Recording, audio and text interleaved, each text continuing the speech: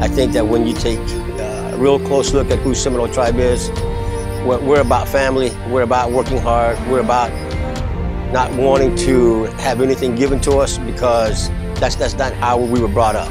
Everything that we enjoy today was due to sacrifices that was made many, many years ago.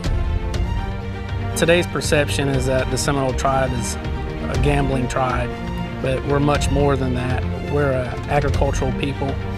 Before we were a recognized tribe, which happened in 1957, in the 1920s, our people started to relocate to the Brighton Reservation and Big Cypress Reservation. Citrus has been here a long time. They planted these crops for the people of our tribe. It wasn't put here for business, it was put here to provide for our people. As the years went on, we had to play a part in the agriculture part of it. And that was our way of getting our feet in the door, planting our orange groves.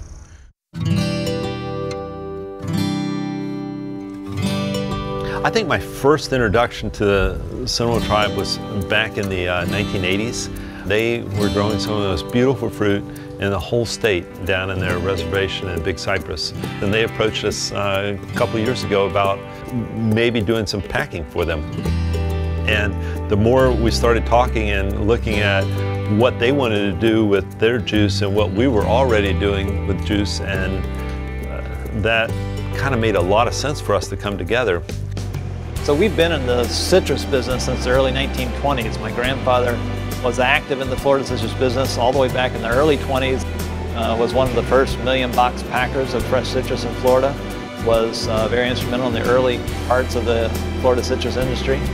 And I think the company has really grown from that standpoint of being really market-focused, wanting to understand what our customers really need, what the customers really use our products for, and trying to make our products as consumer-friendly as possible. You know, when you think of tangerine juice, in Florida, that's probably the premium of all the juices. It's very difficult to make because you've got to particularly select fruit at the top of its ripeness curve to get the right flavors and not have some of the off flavors that a non-ripe tangerine will give you. One of the things that differentiates our juice program from other processors who happen to process tangerines is that most of those processors are buying those tangerines to enhance the color of the orange juice. For us, we're buying the tangerines for the purpose of blending them into a finished good that is nothing but tangerine juice. We choose to pasteurize with a very delicate pasteurization process. That produces a very safe product, but it's still got the full body of flavor and bouquet of minerals and nutrients. We're not going to do something to the juice just because we can, because we think we can improve on something that Mother Nature has already perfected. We're going to produce it just as natural as it is and get it to the consumer as fast as we can.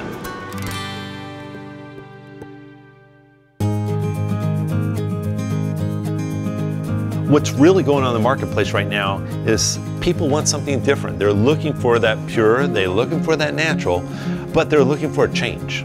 So we've started a whole program where we're coming up with some really exciting flavors, and we're going to roll those out as seasonals. We think that's going to be an exciting opportunity for consumers to try something new in our brand, try something exciting, different, and still staying with that pure and natural theme.